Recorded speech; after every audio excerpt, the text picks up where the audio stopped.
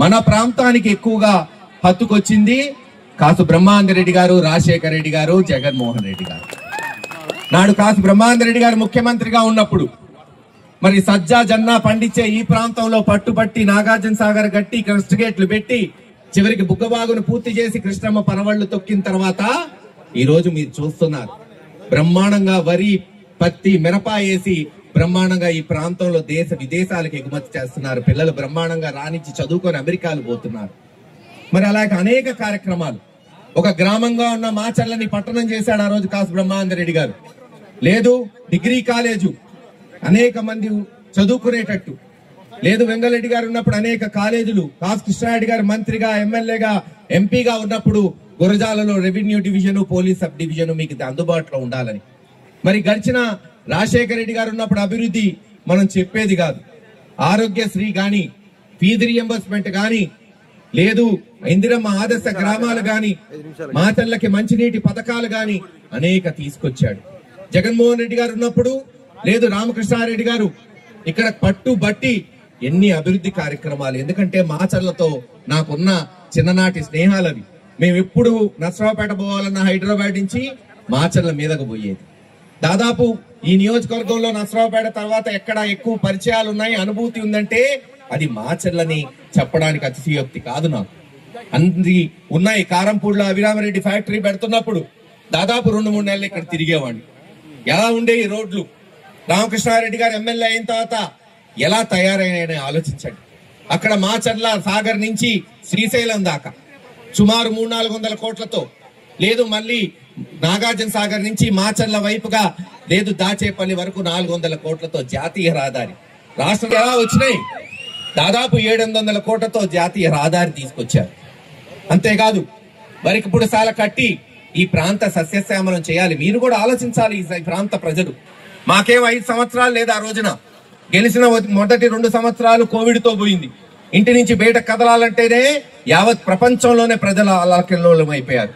మరి ఉన్న 3 సంవత్సరాలలో వరికిపుడు సాలకి అన్ని అనుమతులు తీసుకొచ్చి అన్ని హంగులు పూర్తి చేసి ఆంధ్ర రాష్ట్ర బడ్జెట్ లోనే దానికి 3,000 కోట్ల శాంక్షన్ చేయించిన ఘనత పిన్నెల్లి రామకృష్ణారెడ్డి గారికి కాదా? ఆలోచించండి. ఈరోజు వాస్తవంగా ఇప్పుడు గనక జగన్మోహన్ రెడ్డి గారు ముఖ్యమంత్రి అయి ఉంటే ఈ పాటికి రామకృష్ణారెడ్డి గారు ఎమ్మెల్యేగానో మంత్రిగానో అన్నుంటే వరికపూడ సాలలో కృష్ణమ్మ పరిగెత్తేది కాదా? ఆలోచించండి సోదరులారా.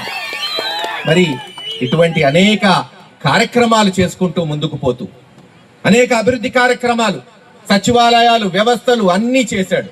వాస్తవమే ఓడిపోయాం. ఇందాక చాలా మంది అంటుంటారు ఇప్పటికి 1.5 సంవత్సరం అయింది. చాలా మంది నా దగ్గరికి వచ్చి ఏమంటారంటే, ఏందన్నా ఇన్ని పనులు చేశారు, ఇన్ని డబ్బులు ఇచ్చాం, ఇంత సంక్షేమం చేశాం, ఇంటింటికి డబ్బులు పంపించాం, లేదు వాలంటీర్ వ్యవస్థ తీసుకొచ్చి ఎవరు మండలాలు పోకుండా గ్రామాల్లో చేశాం, స్కూళ్లు బాగు చేశాం, హాస్పిటల్ ఇచ్చాం, జాతీయ రహదారులు చేశాం, వరికిపుడు సాలికి శాంక్షన్ ఇప్పించాం, అసలు చెయ్యంది ఏంటి? ఇన్ని కుటుంబానికి దాదాపు 1,00,000 రూపాయలు 2 లక్షలు వచ్చేటట్టు చేశాడు, అయినా ఓడిపోయామే అంటారు. ఇదో బాధ మాకు. డబ్బులు పెట్టి అప్పులు పాలే ఓడిపోయి మళ్ళీ మనోళ్ళు వచ్చి ఎందుకు ఓడిపోయాం అంటుంటారు. ఏం చేస్తాం? కొన్నిసార్లు కష్టం కాలం రూపంలో వస్తుంటుంది. మహాభారతంలో సన్నివేశం ఉంది.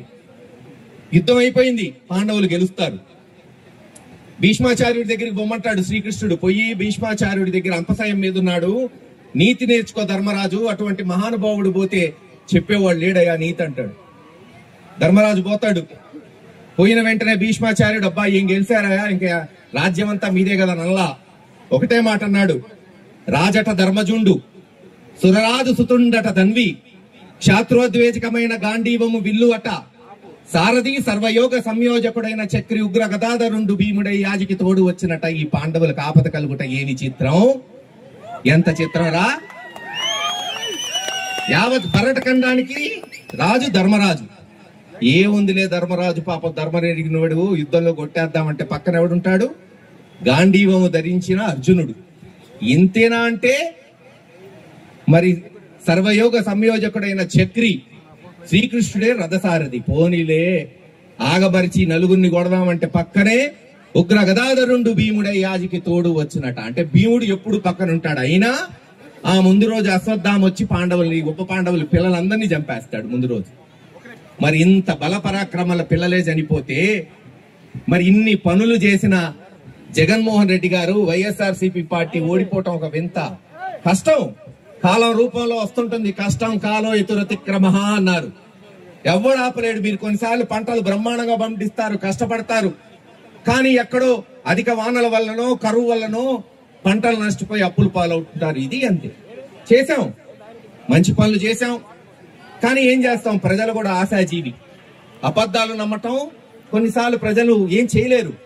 ఈ రోజున ప్రతిపక్షంలో చంద్రబాబు నాయుడు గారు మరి ఎలక్షన్ల ముందు చూసాం, అది ఇస్తాం ఇది ఇస్తాం, జగన్మోహన్ రెడ్డి గారి కన్నా 3 ఇంతలు ఇస్తాం 4 ఇంతలు ఇస్తాం అంటే నమ్మారు, పాప మోసపోయారు. కానీ సంవత్సరంన్నరలోనే ఈ రోజు ఒకటే అంటున్నారు, ఆ జగనన్న ఉంటే ఇలా ఉండేది కాదు కదా అని సంవత్సరంన్నరలోనే అంటున్నారంటే కొన్నిసార్లు అనిపిస్తుంది బహుశా జగన్మోహన్ రెడ్డి గారు మరొకసారి ముఖ్యమంత్రి అయినా సరే ఇంత పేరు ఇప్పుడు వచ్చేది. ఎందుకంటే ఈ రోజు వాళ్ళు బేరీ చేసుకుంటున్నారు. ఆ రోజు ఏంటి, జగన్మోహన్ రెడ్డి గారు ఇస్తుంటే ఇచ్చాడు, తెలుగుదేశం వాళ్ళు అనేవారు ఏముందిలే ప్రభుత్వ డబ్బే కదా ఇస్తున్నాడని విమర్శలు చేసేవాళ్ళు. మరి ఇప్పుడు అదే ప్రభుత్వం, మరి మీరెందుకు ఇవ్వలేకపోతున్నారు, మీకెందుకు చేత కావట్లేదు, మీకెందుకు రాలేకపోతున్నారు ఆలోచించండి. ఇవ్వాలంటే గుండుండాలా, దిల్లుండాలా, హృదయం ఉండాలా, పేదవాడి ఆకలి తీర్చాలని సంకల్పం ఉండాలి, పట్టుదల ఉండాలి. అది జగన్మోహన్ రెడ్డి గారిలో కనపడింది. వస్తాడు తప్పకుండా, 2-3 సంవత్సరాల్లో వస్తాడు, మీ కష్టాలు తీరుస్తారు, ఒప్పుకుంటా. ఈ రోజు అన్యాయంగా అక్రమ కేసులు పెడుతున్నారు, అన్యాయంగా చాలా మంది మీద చిన్న పిల్లలు సోషల్ మీడియా వాళ్ళు వీళ్ళు అని చూడకుండా గతంలో ఎన్ని ఇళ్లు లేని విధంగా అక్రమాలు చేస్తున్నారు. ఎక్కడో తెలుగుదేశం వాళ్లలో వాళ్ళు చంపుకున్నా పాప రామకృష్ణారెడ్డి గారి మీద వెంకటరామరెడ్డి గారి మీద కేసులు పెడుతున్నారు, హింసిస్తున్నారు. ఒకటే గుర్తు పెట్టుకోండి సోదరులారా, 1కి 3 రేపు, 1 పెడితే రేపు 3 వస్తాయి, ఆగేది ఉండదు. చేయండి, మంచి చేయండి, మేము కాదనట్లేదే. రామకృష్ణారెడ్డి గారు 2 జాతీయ రహదారులు తీసుకొచ్చాడు 600 కోట్లతో, మీరు ఇంకో 2 తీసుకురండి. అందరం కలిసి జగన్మోహన్ రెడ్డి గారిని మెప్పించి ఒప్పించి కనీసం సరైన డిగ్రీ కాలేజ్, ఇంజనీరింగ్ కాలేజ్, సరైన హాస్పిటల్ లేని పల్నాడు ప్రాంతంలో 500 కోట్లతో వైఎస్ఆర్ మెడికల్ కాలేజ్ హాస్పిటల్ తీసుకొచ్చి మీ అందరికి అందుబాటులో తీసుకొచ్చామే. చేతనైతే ఇంకో 2 మెడికల్ కాలేజ్ తీసుకురండి. చేతనైతే మా పిన్నెల్లి రామకృష్ణారెడ్డి గారు మొదలుపెట్టి మరి అన్ని హంగులు ఆర్భాటాలు పూర్తి చేసి బడ్జెట్ లో శాంక్షన్ చేయించిన వారికి ఇప్పుడు చాలా పూర్తి చేయండి. అంతేగాని కేసులు పెడతాం, నిర్బంధిస్తాం, అధిరోధిస్తాం, రానియం అంటే వైఎస్ఆర్ కాంగ్రెస్ పార్టీలో ఉన్న చెంటోడు కూడా భయపడ్డు, గుర్తుపెట్టుకోండి. చెప్పాను కదా, కాలం ఎవ్వరికి అతీతం కాదు. ఈ రోజు ఏదో మా టైము అధికారం వచ్చింది అన్న విరవీగితే రేపు మా టైం వస్తుంది, మా టైం.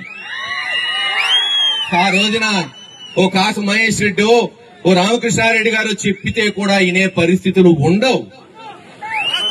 చెప్పా కదా, ఏది శాశ్వతం కాదు, జనానికి జీవితమే శాశ్వతం కాదు. మంచి చేయండి, తీసుకురండి. ఇందాక నేను చెప్పా అనేక కార్యక్రమాలు బ్రహ్మాందర్ రెడ్డి గారు కానీ, రాజశేఖర రెడ్డి గారు కానీ, జగన్మోహన్ రెడ్డి గారు కానీ, రేపు మేమందరం, రేపు మిగిలేది అదే. ఎవరికైనా, మాకైనా, మీకైనా, ఎవరికైనా, రాజకీయాల్లో ఉన్న ఏ పార్టీ వారికైనా చేసిన మంచి లేదు, చేపట్టిన ప్రాజెక్టులే చివరికి వాళ్ళకి చెప్పుకుంటాం. ఈ రోజున ఒప్పుకోవాలా, ఏ మంచి అయినా ఎవరు చేసినా ఒప్పుకోవాలా. రాజశేఖర రెడ్డి గారు ఆరోగ్యశ్రీ తెచ్చారంటే ఈ రోజు మరి ప్రజలు ఆశీర్వదించారు. అనేక కార్యక్రమాలు. ఏది ఏమైనా ఈ రోజు ఈ కార్తీక వన సమారాధన పురస్కరించుకొని ఇక్కడికి అనేక మంది వచ్చారు.